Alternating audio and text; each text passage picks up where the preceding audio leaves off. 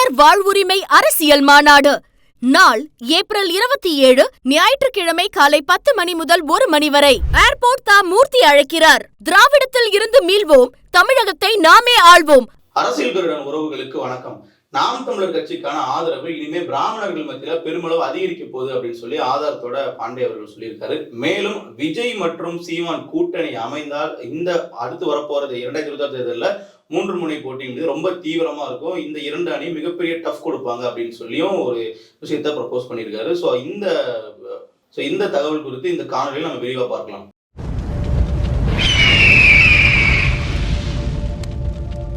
நம்ம எல்லாருக்குமே தெரியும், ரங்கராஜ் பாண்டே அவர்கள் சாணக்கியா ஊடகத்தை நடத்திட்டு வர்றாங்க. கிட்டத்தட்ட தொலைக்காட்சிகள்ல நீண்ட நெடிய தூரம் பயணித்து இன்று ஒரு அரசியல் விமர்சகராகவும் வலம் வரக்கூடிய ஒரு நபர். சமீபத்துல நாம் தமிழர் கட்சியினுடைய தலைமை ஒருங்கிணைப்பாளர் சீமான் அவர்கள் கூட பல நிகழ்ச்சிகள்ல தொடர்ந்து பங்கேற்று கொண்டு வருகிறார். குறிப்பா சாணக்கியாவினுடைய அந்த ஒரு நிறைவாண்டு விழாலையும் சீமான் அவர்கள் கூட கலந்திருந்தாங்க. ஸோ இப்படியான ஒரு சூழல்ல நாம் தமிழர் கட்சியை நோக்கி பிராமணர்கள் வர தொடங்கியிருக்காங்க அப்படிங்கிற ஒரு தகவல் அவர் மூலமா தெரிய வருது. அதற்கான காரணம் என்ன அப்படின்னு சொல்லி பார்க்கும் பொழுது, நாம் தமிழர் கட்சி எப்பவுமே பிராமணர்களுக்கு எதிரான ஒரு நேர அரசியலை கையில் எடுத்தது கிடையாது. குறிப்பாக தமிழை தாய்மொழியாக கொண்ட நபர்கள் எந்த சமூக சார்ந்தவர்களாக இருந்தாலும் அவர்கள் தமிழர்கள் அப்படிங்கிற மாதிரி தான் நாம் தமிழர் கட்சியினுடைய ஒரு ஸ்டாண்ட் இருக்கும். அவர்கள் பிராமணர்களா இருக்கிறதுனாலேயே அவர்கள் மீது எங்களுக்கு எந்த விருப்பம் கிடையாது அப்படிங்கிறது தான் சீமான் அவர்கள் சொன்ன பல விஷயம் மேலேயே. இன்னும் சொல்ல போனா குறிப்பா ஊவே சுவாமிநாத ஐயர் இருக்காரு. அவர் பாத்தீங்கன்னா எப்படி நம்ம தமிழர்கள்னு சொல்ல முடியும் அப்படிங்கிற மாதிரி தான் அவருடைய கோட்பாடுகள்லாம் இருக்கும். ஸோ இதுல என்ன விஷயம் பாத்தீங்கன்னா, கிட்டத்தட்ட ஒரு 4 ஆண்டுகளுக்கு முன்பாக 2021 காலகட்டங்கள்ல கிட்டத்தட்ட திருமாவளவன் அவர்கள் மனுஸ்மிருதியை தடை செய்யணும் அப்படிங்கிற மாதிரி ஒரு பிரச்சாரத்தை முன்னெடுக்கிறாரு. அதுல பெண்களுக்கு எதிரான கருத்துக்கள் இருக்கு, அதுல இந்த மாதிரியான சாதிய அடக்குமுறைகள்லாம் இருக்கு அப்படிங்கிற மாதிரி சொல்லி கருத்தை முன்வைக்கும் போது, திருமாவர்களுக்கு கிட்டத்தட்ட பிராமண சமூகமும் சரி இந்துத்துவ அமைப்புகளும் சரி பெரிய அளவுல அவர் மீது தங்களுடைய எதிர்ப்பை பதிவு பண்றாங்க. இப்ப இந்த இடத்துல சீமான் அவர்கள் திருமாவளவன் அவர்களுக்கு ஆதரிச்சு பிரச்சாரம் பண்றாங்க. குறிப்பா கிடையாது, திருமாவளவன் அவர்கள் சொல்ல சரிதான் சொல்லி ஒரு ஸ்டாண்ட் எடுக்கிறாரு. இப்ப இந்த பிரச்சனைகளை திருமாவளவன் அவர்களை எதிர்த்த அந்த பிராமண சமூகம் ஒட்டுமொத்தமா சீமான் அவர்களுக்கு எதிராகவும் திரும்பக்கூடிய ஒரு சூழல் ஏற்படுது. இது அப்படியே அதுக்கப்புறம் தொடருது அப்படின்னு நம்ம சொல்லலாம். தொடர்ச்சியா பல இடங்கள்ல திருமாவர்களையும் ஆராசா அவர்களையும் தொடர்ச்சியா சீமான் அவர்களுக்கு ஏதாவது பிரச்சனை வரும்போது அவர்களை சேஃப்கார்ட் பண்ற மாதிரியான கருத்துக்களை சொல்லும் பொழுது அது சீமானுக்கு எதிராக இந்த காலத்துல பிராமணர்களுக்கு சீமானுக்கு எதிராக திரும்பக்கூடிய ஒரு சூழலும் ஏற்படக்கூடிய பல நிகழ்வுகளும் நம்ம பார்த்திருக்கோம். சோ இப்படியாக இருந்த சூழல்ல சமீப காலத்துல சீமானவர்கள் மீதான பிராமணர்களுடைய ஆதரவு அப்படிங்கிறது அதிகரிச்சிருக்கு அப்படிங்கிறத நம்மளால பார்க்க முடியுது. சரி, அப்படி என்ன நடந்துச்சு, என்ன காரணம் அப்படின்னு நம்ம பார்க்கும் பொழுது, நிச்சயமா கிட்டத்தட்ட ஈரோடு கிழக்கு இடைத்தேர்தலும் சரி, இல்ல அதற்கு முந்தைய காலகட்டமும் சரி, சீமான் அவர்கள் திராவிடத்திற்கு ஒரு மிகப்பெரிய ஒரு எதிரியாக உருவெடுத்துட்டாரு அப்படிங்கிறத அவருடைய கொள்கை மூலமா தெளிவா இருக்குன்னு சொல்லலாம். அப்படி என்னன்னு பார்க்கும் பொழுது, கிட்டத்தட்ட பிராமணர்கள் பெரியார் அவர்களுடைய பிம்பத்தை நாங்களே உடைப்போம் அப்படின்னு சொல்லி பகிரங்கமா அறிவிச்சதை தொடர்ந்து பெரியார் அவர்களின் மீதான பல்வேறு விமர்சனங்களை நாம் தமிழர் கட்சியானது பகிரங்கமா முன்வைக்க தொடங்கினாங்க. ஸோ இதுவே பாத்தீங்கன்னா நிச்சயமா பெரியாருடைய எதிர்ப்பாளராக இருக்கக்கூடிய ஒரு தரப்பினருக்கு பயங்கரமான ஒரு ஆதரவு நிலைப்பாட்டை சீமானுக்கு பக்கம் ஏற்படுத்திச்சு அப்படின்றத நம்ம சொல்ல முடியும். அதே நேரத்தில் குறிப்பா ரங்கராஜ் பாண்டே போன்ற இந்த மாதிரி அரசு விமர்சகர்களும் சீமான் அவருடைய அரசியலை தூக்கி பிடிக்கக்கூடிய சம்பவத்தையும் நம்மளால பார்த்திருப்போம். சமீப காலங்களில் சீமான் அவர்கள் குறித்தான அதிகப்படியான கருத்தை பதிவு பண்ணிட்டு வராங்க. அதாவது இதற்கு முந்தைய காலகட்டங்கள்ல சீமான் அவர்கள் குறித்து எதிர்மறையா பேசுவாங்க அப்படின்றது கிடையாது, ஆனா நேர்மறையா கூட பேச மாட்டாங்க, எதிர்மறையா கூட பேச மாட்டாங்க போது ஒரு புறக்கணிப்பு அரசியல் தான் பண்ணிட்டு வந்தாங்க. ஆனா இன்றைக்கு சீமான் அவர்களுடைய பேரை நேரடியாக உச்சரித்து பல இடங்கள்ல ரங்கராஜ் பாண்டே அவர்களே சீமான் அவர்கள் ஒரு வலுவான அரசியல் தலைவர்ங்கிற மாதிரியும் அவருடைய கொள்கையில சித்தாந்தத்துல தெளிவா இருக்காருங்கிற மாதிரியும் ஒரு பார்வை ஏற்படுத்துறாரு. சோ இப்படியான சூழல்ல நிச்சயமா அந்த சமூகத்தினுடைய சீமான் அவர்களுக்கான ஒரு ஆதரவு அதிகரிச்சிருக்குன்னு சொல்லலாம். இந்த ஆதரவு அதிகரிச்சது அப்படிங்கிறது கிட்டத்தட்ட ஈரோடு கிழக்கு இடைத்தேர்தல் முடிவுகள்ல நமக்கு தெரிய வந்திருக்கின்றதை நம்ம பார்க்க முடியுது. காரணம் என்ன அப்படின்னா, சீமானுடைய வாக்குகள் கிட்டத்தட்ட 8 விழுக்காட்டிலிருந்து 16 விழுக்காடாக மாறுது. அப்படி மாறக்கூடிய சூழல்ல அந்த இடத்துல வாக்குகள் வந்து அதிகரித்ததற்கு பல்வேறு சமூகத்தினரும் சீமானவர்கள் வாக்கு செலுத்தியிருக்காங்க. அதுல பிரதானமா பிராமண சமூகமும் இருக்காங்க அப்படிங்கிறது தெரிய வந்திருக்கு. அதற்கான காரணம் அப்படிங்கிறது சீமானவர்களுடைய அந்த ஒரு சீரிய பிரச்சாரம்னு சொல்லலாம். பெரியார் அவர்களுக்கு எதிரான அந்த ஒரு பிரச்சாரம் அப்படிங்கிறது நிச்சயமா அந்த பெரியார் அவர்களுடைய சொந்த மண் அப்படின்னு சொல்லக்கூடிய இடத்துலயே அவருக்கு பலன் அளிச்சிருக்கு அப்படிங்கிறதா இதுல பார்க்க வேண்டிய விஷயம். ஸோ இந்த இடத்துல வந்து அந்த வாக்குகள் எங்க இருந்து டிரான்ஸ்பர் ஆகுதுன்றதை நம்ம பார்க்கணும் அப்படின்னா பாஜக, அதிமுக போன்ற கட்சிகள் இருந்து தான் சீமானுக்கு இந்த வாக்குகள்லாம் வருது. ஸோ இந்த தரப்பு ஆதரவாளர்கள் வந்து பிஜேபி, அதிமுக வந்து களத்துல எதிர்த்து நிக்கிற திமுக அப்படிங்கிறது ஒரு காரணம். இப்ப வேற கூட்டணி வேற வச்சிருக்காங்க இரண்டு கட்சிகளும். அப்போ வந்து பாத்தீங்கன்னா கடந்த 2 ஆண்டுகளாக அவர்கள் செய்த அரசியல் அப்படிங்கிறது கேள்விக்குறியா இருக்கு. அது என்ன அப்படின்னு பாத்தீங்கன்னா இப்ப கிட்டத்தட்ட வந்து பாத்தீங்கன்னா பிஜேபிக்கு எதிரான அரசியல அதிமுக 2 ஆண்டுகளா பண்ணாங்க.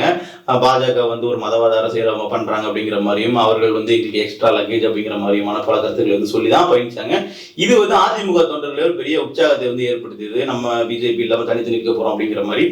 பாஜக தரப்பு எடுத்துக்கிட்டோம்னா இருவருமே வந்து ஊழல் கட்சிகள். திமுக ஊழல் கட்சி தான், அதிமுக ஊழல் கட்சி தான். நம்ம ஒரு கட்சி கூட பயணிக்கிறது நமக்கு ஒரு மாற்றமா இருக்காது, தவறாதான் போய் முடியுங்கிற மாதிரி அண்ணாமலை ஒரு ஸ்டாண்ட் எடுத்து கொண்டு போனாங்க. ஸோ அப்படி இருக்கும்போது அங்கேயும் சில ஒரு கருத்தியலாக ஒரு மக்கள் வந்து கூட்டினாங்க. ஆமா நமக்கு திமுக வேண்டாம், அதிமுக வேண்டாம் அப்படிங்கிற மாதிரி. இப்ப இவர்கள் 2 பேரும் இணையும் போது என்ன ஆகுதுன்னு பாத்தீங்கன்னா இத்தனை இந்த 2 ஆண்டுகளாக ஒரு தனித்துவமான அரசியல் பண்ணி சேர்த்து வைத்து அந்த வாக்காளர்கள் வந்து இனிமே இந்த கூட்டணியில் பயணிக்க முடியாதுங்கிற மாதிரி வெளியே வரக்கூடிய ஒரு சூழல் இருக்கு. இப்படி வெளியே வரக்கூடிய வாக்குகளை தன் பக்கம் இழுத்துக் கொள்ளக்கூடிய ஒரு வாய்ப்புங்கிறது சீமான் அவர்களுக்கு இங்க இயல்பாவே வந்து இருக்கு. காரணம் வந்து இவர்கள் 2 பேரும் சொன்ன காரணங்கள் அனைத்துமே இப்ப சீமான் அவர்கிட்ட ஸ்ட்ராங்கா இருக்கு. திமுகவை எதிர்த்து நிக்கிறாங்கன்றது ஒண்ணு, திமுகவுக்கு மாற்றா இருக்காங்க அப்படிங்கிற ஒண்ணு. ரெண்டுமே வந்து இப்ப சீமான் அவர்கிட்ட இருக்குதுன்னா அந்த வாக்குகள் இங்க வர்றதுக்கான காரணங்கள் அதிகரித்திருக்கு.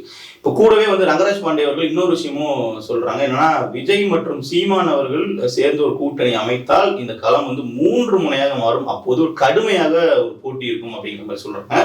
அதாவது இப்போதைக்கு 4 முனை போட்டியா இருக்கும் பொழுது திமுக அதிமுக இருக்கு.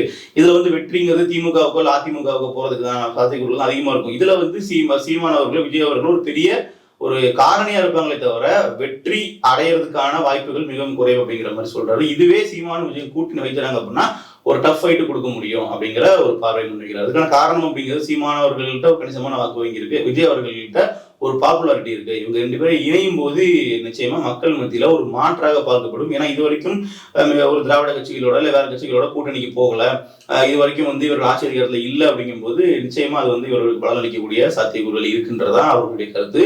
இப்ப இந்த விஷயத்துல இன்னும் நம்ம வந்து பார்க்க வேண்டியது இருக்கு. ஒருவேளை வந்து இந்த கூட்டணி அமையப்பட நிச்சயமா கருத்தியல் ரீதியா 2 பேருக்கும் ஒத்து போகணுன்றது ஒண்ணு. திராவிடம் அப்படிங்கிற கருத்தியலை வந்து விஜய் அவர்கள் தூக்கி பிடிக்கிற வரை, விஜய் அவர்கள் பெரியார் அவர்களை கொள்கை தலைவராக ஏற்றுக்கொண்டிருக்கும் வரை இந்த கூட்டணி அமையறதுக்கான சாத்தியக்கூறுகள் இருக்கு அப்படின்னு கேட்டீங்கன்னா அது வந்து ஒரு கொஸ்டின் மார்க். ஏன்னா சீமான் அவர்கள் சமீப காலகட்டத்தில் பெரியார் அவர்களுக்கு எதிரான ஒரு தீவிரமான அரசியலை முன்னெடுத்திருக்காரு அப்படிங்கிறது நம்ம வந்து பார்க்க வேண்டிய ஒன்று. ஆனால் பாண்டே அவர்களுடைய கருத்தாக இருக்கக்கூடியது அப்படிங்கிறது இந்த கூட்டணி வந்து அமையணும் அப்படிங்கிற மாதிரி உள்ள விஷயம் தான். ஏன்னா இந்த களம் 4 முனையா இருக்குது அப்படிங்கும்போது திமுக ஒரு மிகப்பெரிய கூட்டணி வந்து அமைச்சு அவர்கள் வந்து கடந்த காலத்தில் 2019 இருந்து ஒரே கூட்டணியில் இருக்கிறாங்க. அப்புறம் அதிமுகவானது இப்ப பிஜேபி கூட கூட்டணியில் இணைச்சு அவர்கள் ஏற்கனவே போட்ட ஒரு கணக்கு இருக்கும். கிட்டத்தட்ட 2024 நாடாளுமன்ற தேர்தலில் நாம ஒரு 22 வாக்குகள் வாங்கியிருக்கோம், பாஜக வந்து ஒரு 18 வாக்குகள் வச்சிருக்காங்க என்டிஏ கூட்டணியில் மொத்தம் பாமகவோட சேர்த்து. அப்படி பார்க்கும்போது கிட்டத்தட்ட 21 + 18 பார்க்கும்போது கிட்டத்தட்ட நம்ம ஒரு 40 நெருங்கலாம் அப்படிங்கிற மாதிரியான திட்டம் தான் அவர்களுடைய திட்டம். அது மட்டும் இல்லாமல் ஆளுங்கட்சிக்கு எதிரான ஒரு ஆன்டி இன்கம்பன்சி இருக்கும், ஒரு எதிர் மனநிலை இருக்கும், அதை நம்ம அறுவடை பண்ணிக்கலாம் அப்படிங்கிற மாதிரியான விஷயம் தான் இப்போ அதிமுக பாஜகவோட செயல் திட்டமாக இருக்கும். அப்படி நம்ம வந்து இந்த பக்கம் வந்து பார்த்தோம் அப்படின்னா இப்போ நாம் தமிழர் கட்சிக்கு எப்பவுமே வந்து ஒரே திட்டம் தான், நாம தனித்து நிற்கிறோம், வாக்கு வங்கியை உயர்த்துறோம் அப்படிங்கிற அந்த வர்க்கத்துல அவர்கள் வந்து போயிட்டு இருக்காங்க. மேலும் இந்த முறை சீமான் அவர்கள் வந்து நம்ம வெற்றி பெற்றே ஆகணுங்கிற மாதிரி தீவிரமா தொண்டர்களை புஷ் பண்ணதுக்கு நம்ம வந்து பார்க்க முடியுது. அதாவது மறைமுகமா அவர்கள் உள்ளரங்களை பேசக்கூடிய ஆடியோக்கள் வந்து வெளியே வந்த சம்பவத்தையும் நம்ம வந்து பார்த்துருப்போம். ஸோ அதுல அவன் சொன்ன விஷயம் கூட தெரிய வருது என்ன அப்படின்னா, இந்த விட எப்படியாவது வெற்றி பெற்றே ஆகணும்னு சொல்லி சீமான் அவர்கள் தொண்டர்களை ரொம்ப ஊக்குவிக்கிறாரு, அது ரொம்ப அதுக்கு வந்து அழுத்தம் கொடுக்குறாரு அப்படிங்கிறத விஷயம். சும்மா வெற்றியை நோக்கி அவர்கள் வந்து பயணிக்கிறதுக்கு விருப்பப்படுறாங்க. அப்படி இருக்கும்பொழுது இந்த பக்கம் விஜய் அவர்கள் எடுத்துட்டோம் அப்படின்னா கூட்டணிக்கு வாங்கன்னு சொல்லி பலரையும் வந்து அழைத்த பின்னாடியும் இவருடைய தலைமையில கூட்டணி பெரிய கட்சிக்கு யாரும் வரல அப்படிங்கிறது நம்ம கவனிக்கத்தக்கது.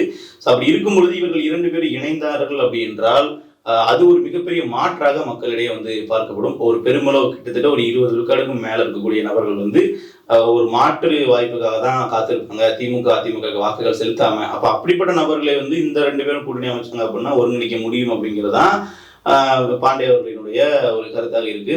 பட் நம்ம வந்து பொறுத்திருந்தா பார்க்கணும், இந்த கூட்டணி வந்து அமைறதுக்கான சாத்தியக்கூறுகள் இருக்கா, அப்படி அமைந்தால் அது வந்து கருத்தியல் ரீதியாக பலனளிக்கும் அப்படின்னு சொல்லிட்டு.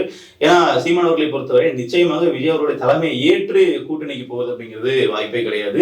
ஏன்னா அவர்கள் ஏற்கனவே நிரூபிக்கப்பட்ட வாக்கு வங்கி இருக்கு. இனிமேல் அடுத்த கட்டமாகவும் அந்த வாக்கு வங்கி அதிகரிப்பதற்கான காரணிகளும் அவர்கள்ட்ட இருக்கு. அதனால கூட்டணி அப்படிங்கிறது அவர்களுக்கு கட்டாயமா தேவைப்படக்கூடிய விஷயமா இல்லை. ஆனா இந்த பக்கம் விஜய் அவர்களுக்கு நிச்சயமா அந்த கூட்டணியானது தேவைப்படுகிறது. ஏன்னா முதல் தேர்தலிலேயே வாக்குகள் வந்து ஒரு குறைந்த விழுக்காடு வாக்குகளா வந்துச்சு அப்படின்னு இவருடைய முதல்வர் கனவு அப்படிங்கிறது ஒரு நீண்ட நெடிய பயணமா இருக்கும். அந்த பயணத்திற்கு ஆயத்தமாய் களத்துக்கு வந்தாரா, இல்லை எடுத்த உடனே வந்து எம்எல்ஏ ஆகணும் சிஎம் ஆகணும்னு சொல்லி வந்தாரா அப்படிங்கிறது அவருக்கு தான் தெரியும். ஸோ அவர் அந்த முடிவை வந்து எப்படி எடுக்கான்றதை நம்ம பொறுத்து வந்து பார்க்கலாம். ஸோ எது எப்படி இருந்தாலும் 2026 அரசியல் களம் அப்படிங்கிறது 3 முனை போட்டியா இருக்குமா 4 முனை போட்டியா இருக்கும் அப்படிங்கிறத நம்ம பொறுத்து தான் பார்க்கணும். இது போன்ற அரசியல் குறித்த காணொலிகள் பார்ப்பதற்கு அரசியல் சொல்லி சப்ஸ்கிரைப் செய்யுங்கள். மேலும் மற்றொரு தகவலோடு உங்களை சந்திக்கும் வரை நன்றி.